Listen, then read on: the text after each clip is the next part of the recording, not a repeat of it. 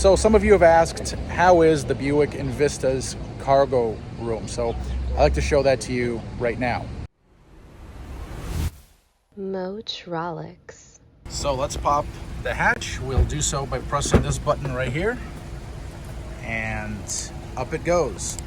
As you can see here, I have my carry-on here as well as a backpack, and there's still enough space here to store one carry-on. I imagine I can do another carry-on as well right next to it. So there's that one, and then you could probably do another one on its side.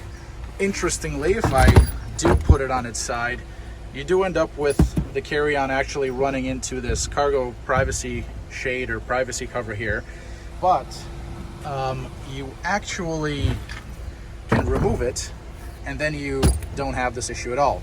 That said, the carry-on does fit if you put it sideways like so. It does fit just enough for the hatch to close. So let me make sure that that's actually correct. I'll press the button to close the hatch. Let's see if it closes.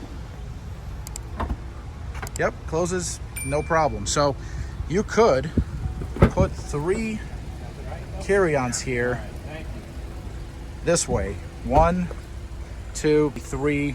You could probably put 4 in here, depending on how wide or how expanded they are. So that's really good. I know that a few GMauthority.com readers had concerns about the shape of the hatch and the fact that it actually rakes steeply in this fashion.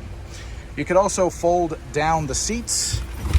So if I go to do that, open the door here, grab onto this piece here. It's a 60-40 split, and it does fold flat. As you can see, I can do the same with this seat as well. So there is quite a bit of space here, despite the fast raking rear end. That's the takeaway.